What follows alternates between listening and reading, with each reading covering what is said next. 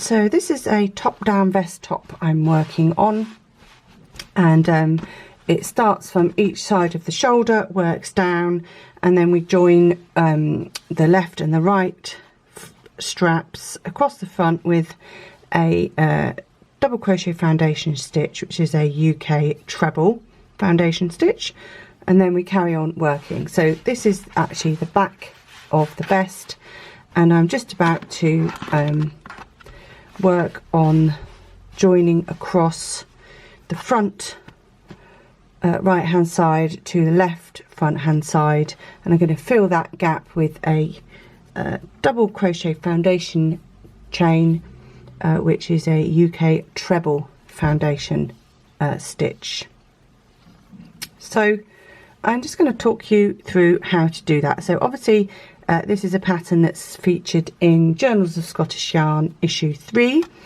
I'm just going to show you the basic technique. If you want to know the exact stitch count and stitch pattern for this, you can find the pattern in Journals of Scottish Yarn issue number 3. So we're going to make the first double crochet foundation stitch, which is a UK treble, and we're going to work that into the very last stitch of the previous round or row. So you're going to yarn over, we're going to go into that stitch, we're going to pull up a loop, and we have 3 loops on a hook. Then we're going to yarn over, we're only going to draw off the first loop. So what we've made there really is a chain 1. Then we're going to yarn over and draw off 2, and then we're going to yarn over and draw off 2. And I have made the first double crochet or UK treble foundation stitch. Now I'm going to make the next one. Yarn over, and I'm going into that little chain I made. So I'm picking up, so if you look at the chain there, if we just have a little look at that last chain we made, you can see it's there, it's like a little V. We're actually going to pick up the left hand loop of the V and then the back ridge, so that little back stitch at the back there. Yarn over, pick up that left hand loop of that chain, pick up the back ridge of the chain and pull up a loop. Next I'm going to chain 1 with the first loop that was on the hook. So as you can see, I have made another little chain there, and then I'm going to finish off the double crochet.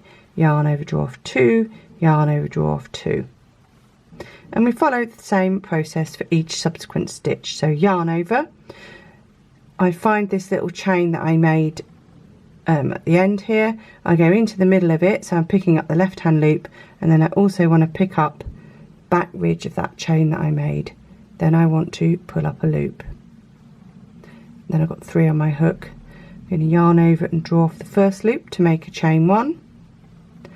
Then I'm going to yarn over, draw off 2, yarn over, draw off 2. And I'm going to do that again. Yarn over. In that funny little chain I've made on the end, I'm going into the left loop, picking up the back ridge, pulling up a loop. I've got 3. Yarn over, draw off 1, so that's making a chain 1. Yarn over, draw off 2, yarn over, draw off 2, finishing off that double crochet.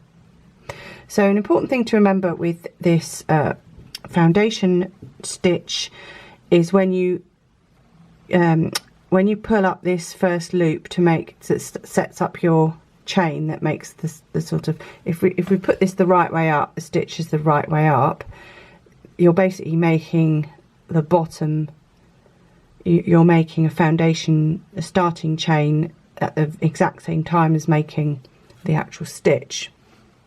So quite often what you'll see is people are making this, and one side, i.e. this chain edge that you're making on this side, can be much tighter than this side, so your foundation row can start to curve. And the way to resolve that is when you yarn over and you go into that funny chain at the end and you pull up a loop, you make sure you pull up that loop level with with this loop on this hook. If you don't pull it up far enough, can you see I've pulled it up, but that's quite short and my hook is at an angle, and then I make the chain. What happens is that chain at the that I'm making, the fake starting chain, that is, the tension of that doesn't match the rest of the stitch. So if you keep the stitches horizontal like this, yarn over, pick up that first loop, and then when you pull it up, make sure your hook is nice and even and that first loop is pulled up to match the height of the first loop on your hook on this side. So yarn over to chain, and then yarn over, draw off 2, yarn over, go into that chain you've made on the end and the back ridge, pull up a loop nice and level, yarn over, draw off 1, i.e. chain, yarn over, draw off 2, yarn over, draw off 2, yarn over, work into that end chain in that specific way, pull up a loop, and you've got 3, yarn over, draw off 1 to make a chain, yarn over, draw off 2, yarn over, draw off 2. So I'm going to carry on like that until I have the specified number of stitches for this pattern, and then I'm going to show you how to join when I get to the left hand side of the neck and the strap, and how we're going to join. So I'm going to go ahead and do that, and I will see you back in a minute. So I've made the last stitch, last foundation stitch that I need to make, and I'm now ready to join to the front left hand side of the vest top. So at this point you just got to make sure that you haven't twisted anything around and that everything is in the correct position, and then you are literally just going to jump across and make the next stitch into this left hand side of the tank.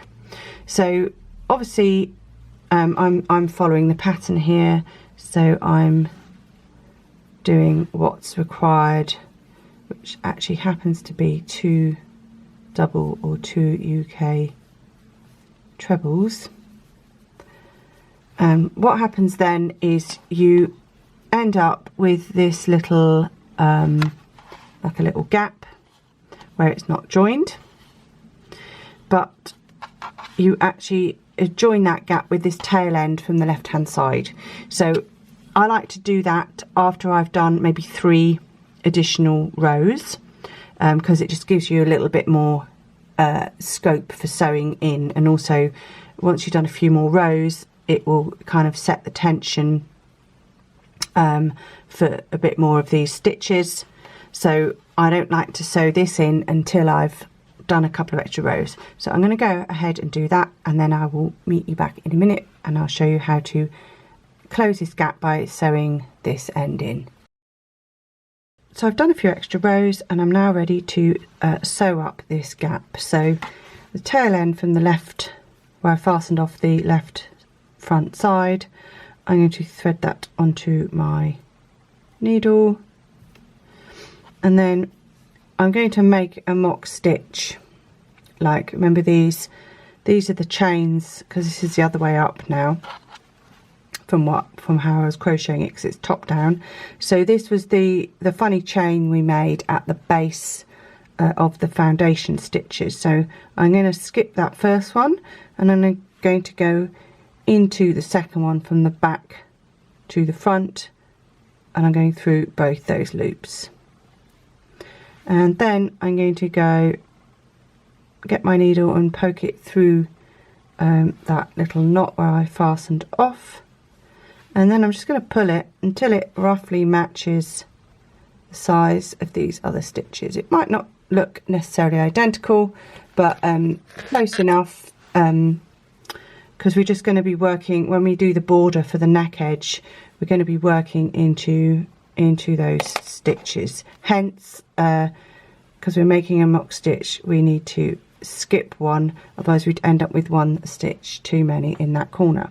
So once I've got it about the size I want it, I'm going to flip to the back, and I'm just going to do a couple of really small whip stitches that are going to join that last foundation stitch that I made to the first stitch of that left hand side. So I'm doing it quite loosely because I don't actually want to pucker the work by pulling it too tightly, and I don't want to distort the stitches. So I've just done 3 little whip stitches, and now I'm going to conceal the end in this 3 petal flower cluster stitch, but whatever stitch pattern you're using, you would just sew that end in somewhere where it's not going to be visible, and then trim off that tail end. So I don't have my scissors on me at the moment, but we'll just have a quick look at what that looks like on the right side. So on the right side, that now looks like this, and if you're wondering what this funny little thing here is, that's where this is hand dyed yarn, and where the dyer has done some speckles. So most of the speckles are quite subtle, and then this one is just like quite a dark blue blob. When I crocheted it up, because this is the front of the tank, I really didn't like how I had just one really dark stitch, and because this is the front neck edge, which is going to be like a focal point, I decided to just tie a little knot off as I crocheted it, so that it fell onto the wrong side of the work, and then hopefully that's not going to show through on the right side when I've finished.